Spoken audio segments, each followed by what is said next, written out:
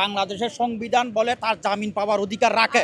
সেই ক্ষেত্রে আমাদের বিডিআর বাইরা 16 বছর শুধুমাত্র একটা মিথ্যা মামলা, অস্ত্র মামলা দিয়ে আটকায় রাখছে আজকে 16টা বছর। যারা মানবতার জীবনযাপন করছে, যারা এখনো জেলখানায় আছে, আমরা তাদের অতি সত্বর মুক্তি চাই। 3টা বিষয় নিয়ে আমরা এখানে আজকে আমাদের মানববন্ধনটা করছি।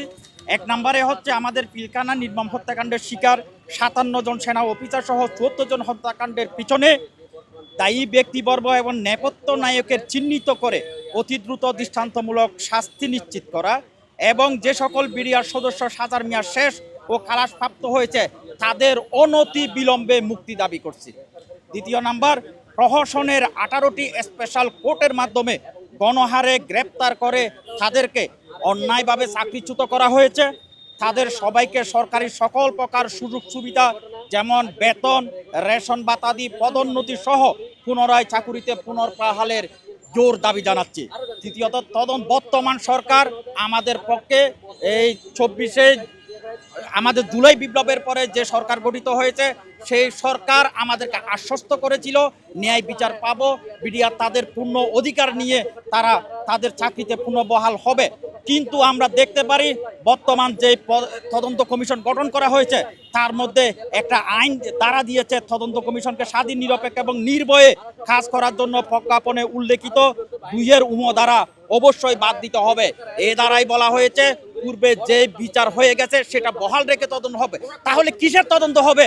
যে অবৈধভাবে যে কোর্ট করা হয়েছে, যে কোর্ট অবৈধ, সেই কোর্টের মাধ্যমে যাদেরকে সাজা দেওয়া হয়েছে সেটা যদি বহালে রাখে তাহলে এই তদন্ত কমিশন আমরা চাই না।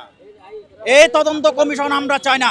আমরা চাই নিরপেক্ষ তদন্ত কমিশন হোক, নিরপরাধ যারা আছে তারা চাকরিতে পুনর্বহাল হোক এবং যারা জেলখানায় আছে তারা মুক্তি পাক। এটাই আমাদের দাবি। দেশবাসীকে আমাদের সামনের আন্দোলনে সাথে থাকার জন্য আহ্বান জানাবো।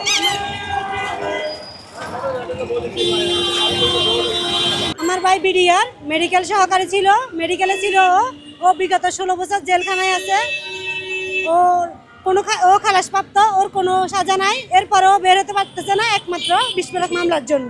বিস্ফোরক মামলাটা এখনো কোনো শুরু হয় নাই, এটার জন্য এখনো কোর্ট বসাতে পারতেছে না। আমি চাই আমার ভাইরা মুক্তি পাক। জেলখানায় যারা আছে খুবই অসুস্থ, জেলখানায় যারা আছে তারা খুব অসুস্থ, তারা এক একজন পঙ্গু হয়ে আছে, কেউ প্যারালাইসিস হয়ে আছে, কেউ স্ট্রোক করছে এবং কি আমার মা বাবাও অসুস্থ।